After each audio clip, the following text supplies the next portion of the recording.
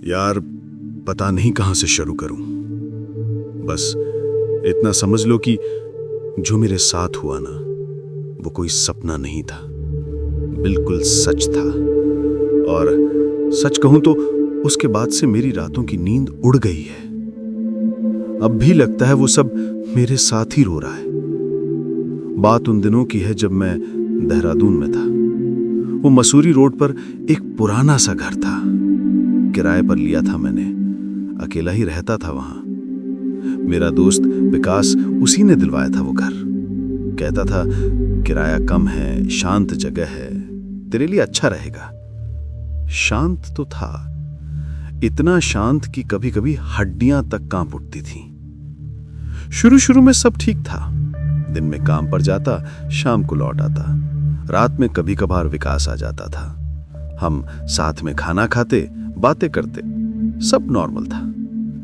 फिर धीरे धीरे कुछ अजीब सा महसूस होने लगा। सबसे पहले तो वो आवाजें पता नहीं कहां से आती थी, जैसे कोई दीवार के अंदर रेंग रहा हो। क्लिक क्लिक क्लिक, गीली सी आवाज, जैसे कोई कीड़ा या कुछ और जो दीवारों के प्लास्टर के अंदर फंस गया हो। मैं सोचता था चूहे होंगे, देहरादून में चूहे बहुत होते हैं ना, पर चूहों की आवाज ऐसी नहीं होती यार। ये कुछ अलग था, ज्यादा धीमा, ज्यादा चिपचिपा। एक रात मैं सो रहा था, आधी रात के आसपास मुझे लगा जैसे कोई मेरे कान के पास सांस ले रहा है, ठंडी ठंडी सांस। मैंने आंखें खोली, अंधेरा था, बिल्कुल घना अंधेरा। मुझे लगा शायद विकास आया होगा, पर विकास तो अपनी चाबी से आता था। दरवाजा खुलने की कोई आवाज नहीं हुई थी। मैंने करवट बदली और तभी वो ठंडी सांस फिर से महसूस हुई, मेरे बिल्कुल गर्दन के पीछे। ऐसा लगा जैसे कोई मेरे ठीक पीछे खड़ा है, इतनी करीब कि उसकी सांस की ठंडक मुझे छू रही है। मैंने हिम्मत करके पीछे देखा, कुछ नहीं था, बस अंधेरा। मैंने सोचा मेरा वहम होगा, नींद में कुछ, पर वो ठंडक यार, वो ठंडक मेरे दिमाग में चिपक थी। और फिर वो गंध, सड़ी हुई मिट्टी और फटे हुए दूध की बदबू कभी कभी कमरे में अचानक से फैल जाती थी, इतनी तेज कि सांस लेना मुश्किल हो जाता था।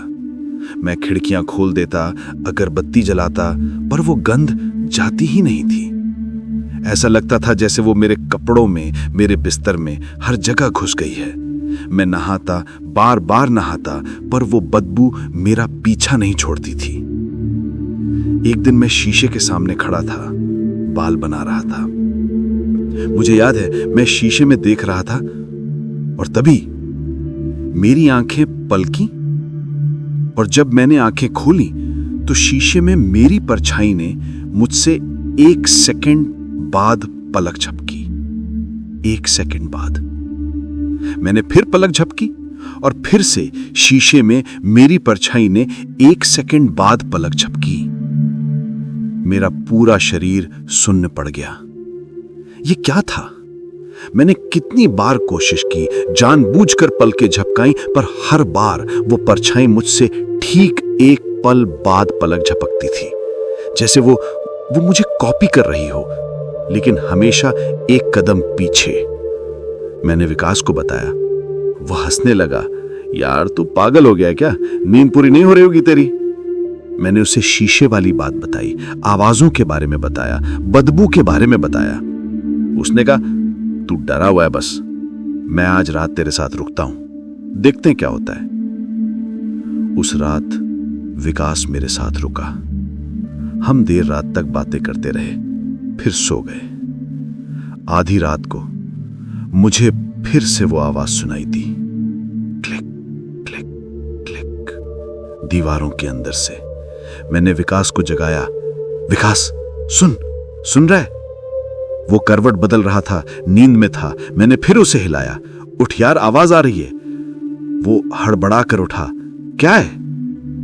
और तभी मेरे कान में किसी ने फुसफुसाया, बिल्कुल धीमी ठंडी आवाज में, मेरे बचपन का नाम, जो मेरी मां मुझे प्यार से बुलाती थी। छोटू। विकास ने भी सुना था। मैंने उसकी आंखें फाड़ कर देखी, वो पसीने से भीगा हुआ था, उसका चेहरा सफेद पड़ गया था। हम दोनों एक दूसरे को देखते रहे अंधेरे में। उस आवाज की गूंज अभी भी हवा में थी। कौन था वो? कोई नहीं था कमरे में, और तभी हमने महसूस किया बिस्तर हिल रहा था, जैसे कोई हमारे नीचे से हमें धकेल रहा हो, धीरे धीरे। और ऊपर की छत पर वो क्लिक क्लिक क्लिक की आवाज तेज होती जा रही थी, जैसे जैसे कुछ ठीक हमारे ऊपर, हमारे सर के ऊपर रेंग रहा हो। विश्वास मानो मेरा, उस रात हम दोनों की रूह कांप गई थी। विकास तो बेचारा अगले ही दिन चला गया।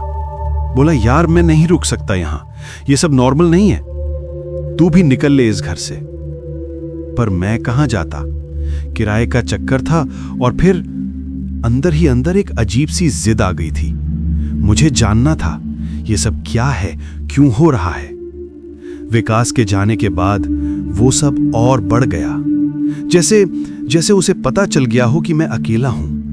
वो क्लिक क्लिक की आवाजें 24 घंटे सुनाई देने लगीं, कभी दीवारों में, कभी फर्श के नीचे, कभी छत पर। ऐसा लगता था जैसे पूरा घर ही अंदर से खोखला हो गया हो और उसके अंदर कुछ बढ़ रहा हो। और वो बदबू, यार वो तो इतनी ज्यादा हो गई थी कि मैं दिन भर उल्टी करता रहता था। सड़ी हुई मिट्टी और फटे दूध की वो बदबू मेरे कपड़े धोए हुए भी बदबू करते थे। मेरे बाल, मेरी त्वचा, हर जगह से वही बदबू आती थी। मैं सोचता था शायद मैं बीमार हूं। डॉक्टर को दिखाया, सब टेस्ट करवाए, सब नॉर्मल था। डॉक्टर ने कहा, आपको शायद कोई फैंटम स्मेल आ रही है, तनाव की वजह से हो सकता है। तनाव तो था, पर ये बदबू, ये इतनी असली थी कि मेरा दम घुटने लगता था। अब तो नींद भी नहीं आती थी, रात भर जागता रहता, हल्की सी आहट पर भी चौकन्ना हो जाता। मेरी आंखें सूज गई थीं, वजन कम हो गया था। शीशे में देखता तो अपनी परछाई को घूरता रहता, डरता था कि कहीं वो फिर से मुझसे बाद में पलक न झपके। और जब वो झपकती, मेरा दिल मुंह को आ जाता था। अब वो सिर्फ पलकें ही नहीं झपकती थी। कभी कभी जब मैं शीशे में अपनी परछाई को देखता तो मुझे लगता था जैसे उसके चेहरे पर एक पल के लिए एक बहुत पतली सी मुस्कान आ जाती है, बिल्कुल हल्की सी, जैसे वो मेरा मजाक उड़ा रही हो। एक दिन मैं खाना बना रहा था, किचन में था, गैस पर पतीला चढ़ा हुआ था, मैं प्याज काट रहा था, और तभी मेरे कंधे पर किसी ने हाथ रखा, ठंडा, गीला और पतला। मैंने सोचा विकास वापस आ गया होगा। मैंने पीछे मुड़कर देखा, कोई नहीं था, किचन खाली था। मैंने जल्दी से पतीले का ढक्कन हटाकर देखा, उसमें से वही बदबू तेज होकर ऊपर आ रही थी। वो बदबू अब खाने में भी आ रही थी। मेरा पेट खराब होने लगा था, मैं कुछ खा नहीं पाता था। और पता है सबसे भयानक क्या था? सबसे भयानक था वो फुसफुसाहट। छोटू, वो अब रात में ही नहीं, दिन में भी आने लगी थी। कभी कभी जब मैं अकेला बैठा होता, काम कर रहा होता, तो अचानक मेरे कान में वो आवाज आती, इतनी नजदीक कि मुझे लगता था जैसे किसी के होंठ मेरे कान पर हैं, और वो मुझे मेरे बचपन के नाम से बुलाता था। मुझे याद है एक दोपहर में अपनी बालकनी में खड़ा था। देहरादून की धूप अच्छी लगती थी, थोड़ा सुकून मिलता था। मैं नीचे सड़क पर देख रहा था, कोई नहीं था, बिल्कुल खामोशी थी। और तभी मुझे लगा जैसे कोई मेरे बालों से खेल रहा है, बहुत धीरे से। मेरी गर्दन पर बालों से मुझे गुदगुदी सी महसूस हुई। मैं कांप गया। मैंने तुरंत अपना सिर झटका, पीछे देखा, कोई नहीं था। पर मेरे बालों में मुझे ऐसा लगा जैसे किसी की उंगलियों के निशान रह गए हों। अब तो मुझे अपने घर से भी डर लगने लगा था। वो घर, मेरा अपना घर, वो मेरा नहीं रहा था, वो किसी और का था, और मैं उसमें एक कैदी बन गया था। मैंने सोने की कोशिश की, रात को बिस्तर पर लेट गया। अंधेरा था, बिल्कुल अंधेरा। और तभी मुझे महसूस हुआ कि कोई मेरे बिस्तर पर चढ़ रहा है, बहुत धीरे से। मेरे पैरों की तरफ से कोई वजन धीरे धीरे मेरे ऊपर आ रहा है। मेरा दिल जोर जोर से धड़कने लगा, मैं सांस भी नहीं ले पा रहा था। मैंने आंखें बंद कर लीं, जोर से बंद कर लीं। मैं जानता था कि अगर मैंने आंखें खोली तो मैं वो देख लूंगा जो मैं देखना नहीं चाहता था। वो वजन धीरे धीरे मेरे शरीर पर चढ़ता रहा, मेरे पैरों से, मेरी जांघों से, मेरी कमर तक। और फिर मुझे लगा जैसे कोई मेरे चेहरे पर झुका हुआ है। मैं उसकी सांस महसूस कर पा रहा था। सड़ी हुई मिट्टी और फटे हुए दूध की बदबू मेरे नाक में घुस गई थी। मैं सांस भी नहीं ले पा रहा था। और तभी मेरे कान के पास वही ठंडी चिपचिपी आवाज फिर से आई, छोटू। और उसने मेरे होंठों पर एक बहुत गीला और ठंडा चुंबन दिया। फिर मुझे लगा जैसे कुछ मेरी जीभ पर रेंग रहा हो। मैं बता नहीं सकता यार, उस रात उसके बाद क्या हुआ मुझे कुछ याद नहीं। शायद मैं बेहोश हो गया था, या शायद मेरा दिमाग उस सदमे को बर्दाश्त नहीं कर पाया। जब मुझे होश आया तो सूरज निकल चुका था। मैं अपने बिस्तर पर पड़ा था। मेरे कपड़े गीले थे, बदबू आ रही थी, और मेरे होंठ, मेरी जीभ, मुझे ऐसा महसूस हुआ जैसे किसी ने उन्हें चाटा हो। मैं तुरंत उस घर से भागा, बिना कुछ सोचे समझे। अपना सारा सामान वहीं छोड़ आया। मैं बस भागना चाहता था, उस जगह से, उस बदबू से, उस आवाज से, उस चीज से। मैं सीधा विकास के पास गया, उसे सारी बात बताई। वो चुपचाप सुनता रहा। उसका चेहरा भी उदास था। उसने मुझे अपने घर में रुकने दिया। मैंने कुछ दिन वहां बिताए। मुझे लगा शायद अब सब ठीक हो जाएगा, पर नहीं यार, वो सब मेरे अंदर घुस चुका था। मैं सो नहीं पाता था। जब आंखें बंद करता तो वही बदबू आती, वही क्लिक क्लिक की आवाज आती, और वो परछाई, वो तो अब हर जगह दिखती थी। कभी शीशे में, कभी पानी में, कभी अपनी ही आंखों में। मुझे लगता था जैसे वो मेरे अंदर से ही मुझे देख रही हो। विकास मुझे डॉक्टर के पास ले गया, साइकियाट्रिस्ट के पास। उन्होंने मुझे दवाइयां दी। कहा, आपको ट्रॉमा है, कुछ दिन लगेंगे। पर दवाइयों से क्या होता? वो तो मेरे साथ चिपका हुआ था, वो मेरे अंदर था। एक रात मैं विकास के कमरे में सो रहा था। विकास बगल में था। अचानक आधी रात को मेरी आंख खुली। मैंने देखा विकास मेरे बगल में सो रहा था। उसकी आंखें बंद थी, पर उसके चेहरे पर एक बहुत पतली सी मुस्कान थी, बिल्कुल वैसी ही मुस्कान जैसी मेरी परछाई की थी।